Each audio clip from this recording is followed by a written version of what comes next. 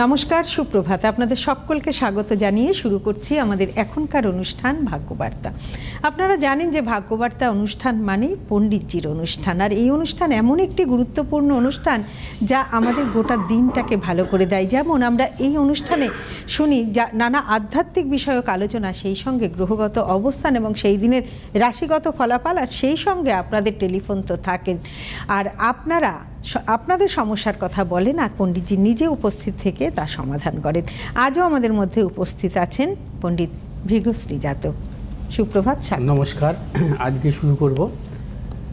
আজকেও থাকবে কালী কথা এবং রাশিফল থাকবে, আপনাদের ফোনও থাকবে। আজ বলবো রায়গঞ্জের দেবীনগরের কালী মন্দির নিয়ে বলবো। প্রথমে আসবো আজকে রাশিফল নিয়ে। আজ গ্রহগত সন্নিবেশ অনুযায়ী আজকে হচ্ছে ধ্রুবযোগ। আজ আত্মকারক গ্রহ হচ্ছে চন্দ্র, আজকে রাজযোগকারক গ্রহ হচ্ছে গোচরে মঙ্গল এবং বৃহস্পতি।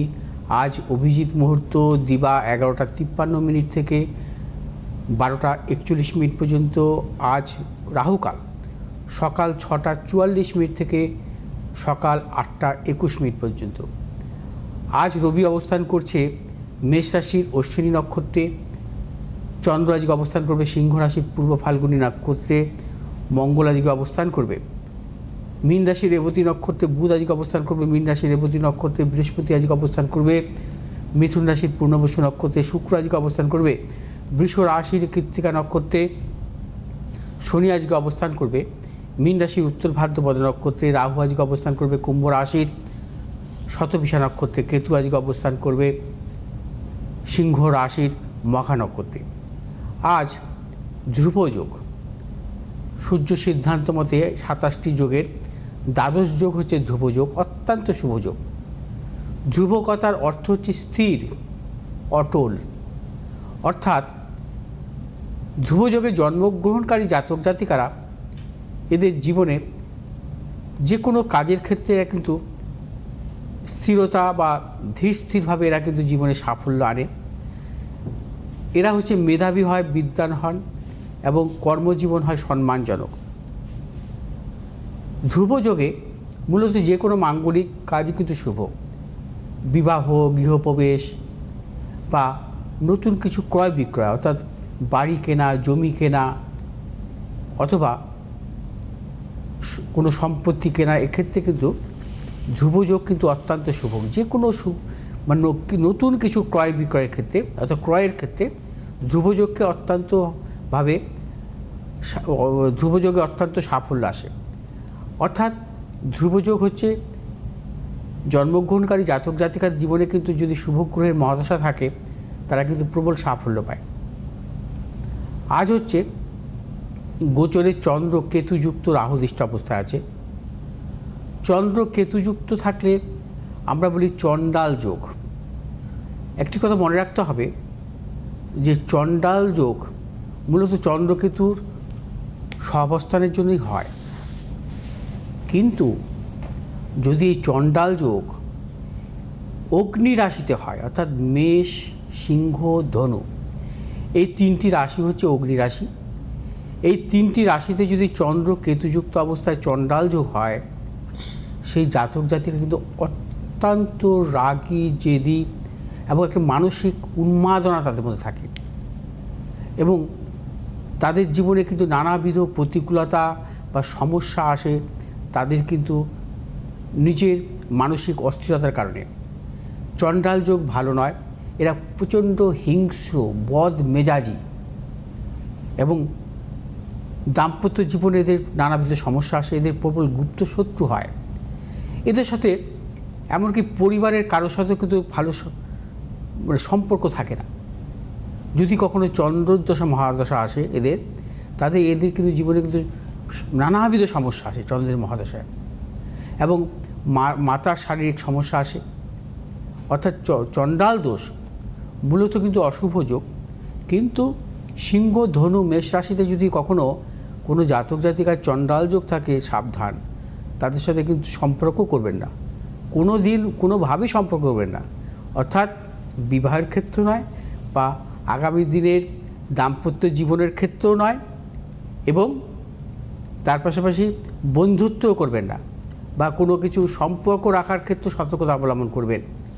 চণ্ডাল যোগ যদি কখনো মেষ, সিংহ, ধনুতে হয়, দেখুন আপনার যদি মানে কাছাকাছি বা পরিচিত কারো যদি থাকে এই চণ্ডাল যোগ এবং সে কীরকম প্রকৃতির আপনারা বিচার করে নেবেন।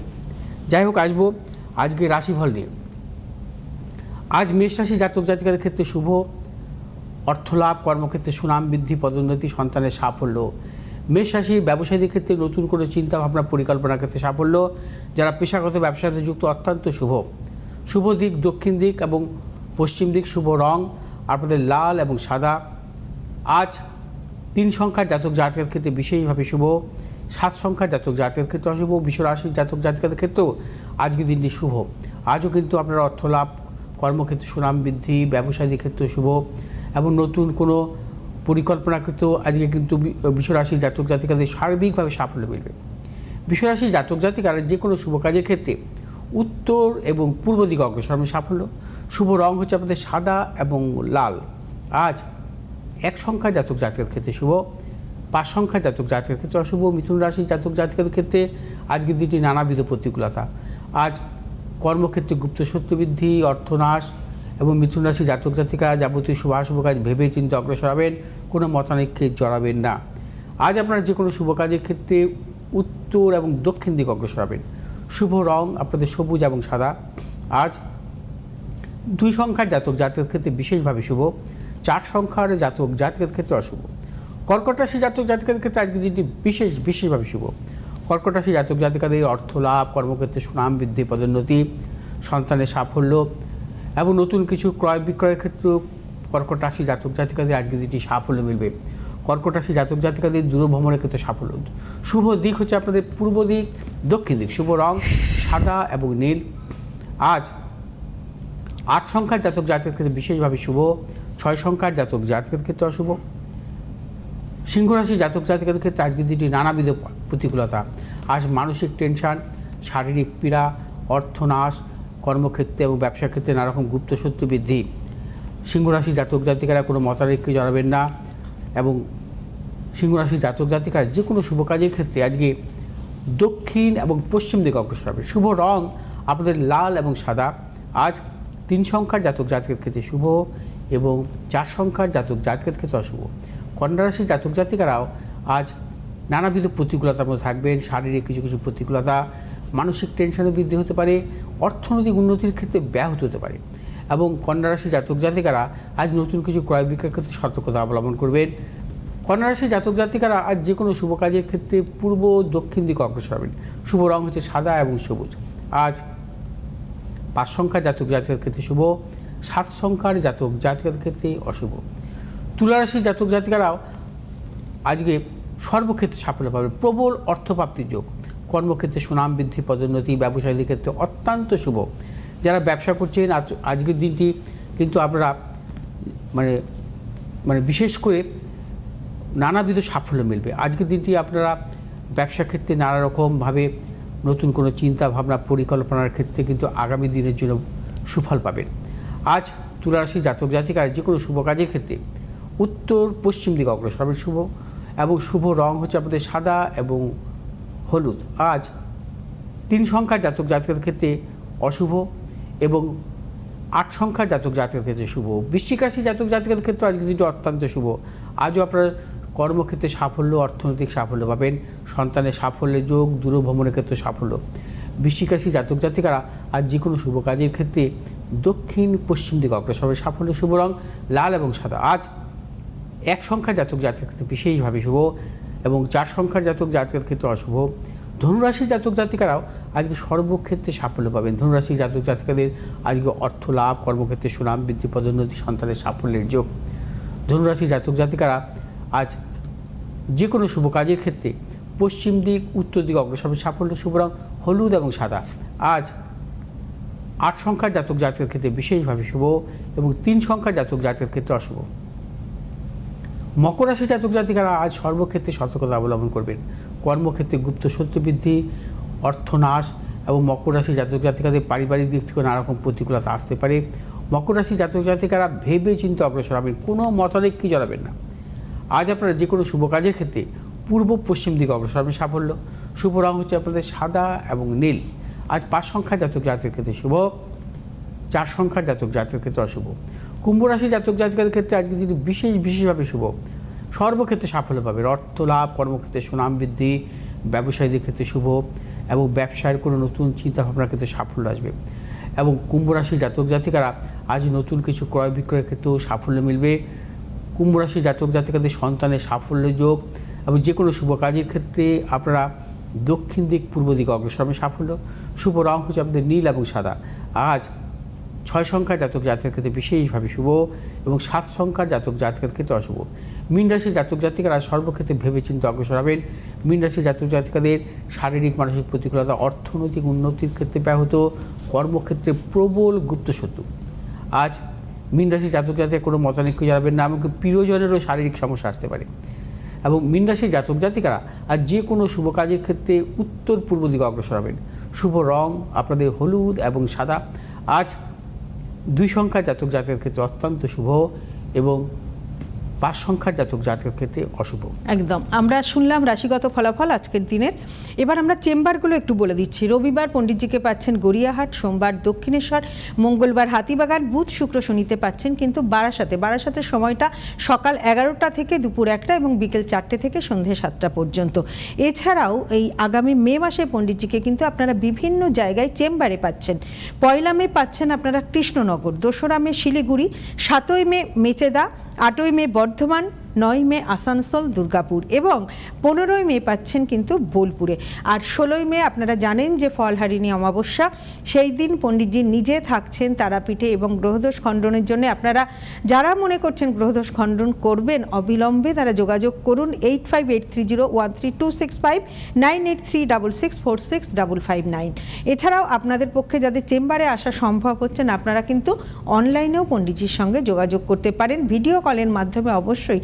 তবে সেক্ষেত্রে অনলাইনে যোগাযোগ করতে হলে আপনাদের কিন্তু পেমেন্ট করেই যোগাযোগ করতে হবে। একদম সম্পূর্ণ প্রেডিকশান পণ্ডিতজি করে দিচ্ছেন। সেক্ষেত্রে আপনাদের আগেও বলেছি যে অনলাইনে যোগাযোগের ক্ষেত্রে কিন্তু পণ্ডিতজি নিজের পারিশ্রমিক অনেকটাই কমিয়ে দিয়েছেন আপনাদের কথা ভেবে।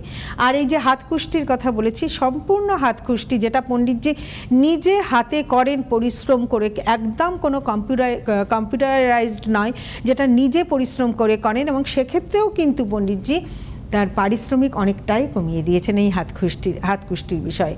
আর 16 তারিখ ফলহারিণী অমাবস্যার কথা তো বললাম, পণ্ডিতজি আমরা পরের আলোচনায় আসি। হ্যাঁ, আজকে আসবো যে কালী কথা আসবো, দেবীনগর কালী মন্দির নিয়ে বলবো আজ রায়গঞ্জের। তারপর আপনাদের ফোন নিয়েও আসবো। আচ্ছা, তার পূর্বে বলবো যে বিশেষ করে সামনেই তো ফলহারিণী অমাবস্যা 16 তারিখ অর্থাৎ 16ই মে। তার আগে আমার বিভিন্ন জায়গায় যে চেম্বারগুলো আছে আপনারা শুনলেন যে বর্ধমান, মেচেদা, শিলিগুড়ি, বোলপুর, দুর্গাপুর, আসানসোল, বোলপুর আপনারা কিন্তু বুকিং করে নিন। হ্যাঁ, এই সময়টায় বুকিং করে নিন, কারণ আমি কিন্তু বেশি এখন লোকজন দেখি না। আর 16ই মে আমি নিজে তারাপীঠে থাকবো, আপনারা আসতে পারেন। সেক্ষেত্রে আপনারা এখন থেকে যোগাযোগ করুন এবং যারা দূরে থাকেন তারা হচ্ছে আপনারা অনলাইনের মাধ্যমে আপনার বা আপনার সন্তানের জন্মছক বিচার করে নিয়ে তার যদি কোনো গ্রহদোষ থাকে, এই বছরের শ্রেষ্ঠ যে অমাবস্যা অর্থাৎ ফলহারিণী অমাবস্যায় আপনারা কিন্তু অবশ্যই আসতে পারেন বা এই অমাবস্যায় কি গ্রহদোষ খণ্ডন করতে পারেন এবং একটি ফল দিয়ে কিন্তু আপনাদের এই মনস্কামনা কিন্তু জানানো হবে এই ফলহারিণী অমাবস্যায় এবং যজ্ঞে আহুতি দেওয়া হবে। একদম, কারণ প্রতি বছর ফলহারিণী অমাবস্যায় কিন্তু আমি দেখেছেন, আমি তারাপীঠেও থাকি। হ্যাঁ, এই অমাবস্যাতেও আপনারা কিন্তু যোগাযোগ করতে পারেন। যাই হোক, আমাদের দর্শক বন্ধু আছেন। নমস্কার, সুপ্রভাত, কে বলছেন? হ্যাঁ, শোনা গেল না ভালো। বেশ বেশ, বলুন কান সম্পর্কে জানতে চাইছেন? আমি আমার ছেলের সম্বন্ধে জানতে চাচ্ছি, ওর চাকরি বাকরি ওখানে দিয়ে দিয়ে। ঠিক আছে, আমি ডেট অফ বার্থ বলুন। Date of birth 11/6/1992। 11/6/1992। হ্যাঁ। টাইমটা 11টা 21 দিনের বেলায়। 11টা 11টা 11টা 21 দিনের বেলা, মানে সকাল 11টা 21। হ্যাঁ, সকালে থাকবে। একদম একদম। আর সময়টা? হ্যাঁ, সময়টা জন্মস্থান, ও সময়, জন্মস্থান, হ্যাঁ জন্মস্থান বলুন। হ্যাঁ, কাথি কাথি কাথি, আচ্ছা। কাথি। দিদি অনুষ্ঠান দেখেন তো?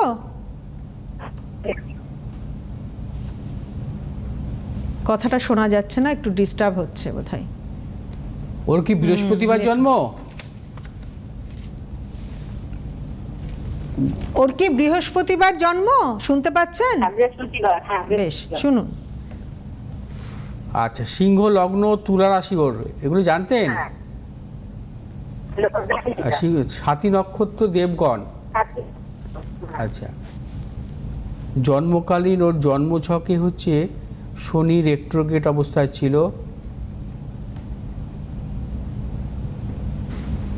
ওর জন্মছক অনুযায়ী সিংহ লগ্ন, সিংহ লগ্নের পঞ্চমপতি কারকগ্রহ বৃহস্পতি লগ্নে বসে আছে, পঞ্চমে দৃষ্ট।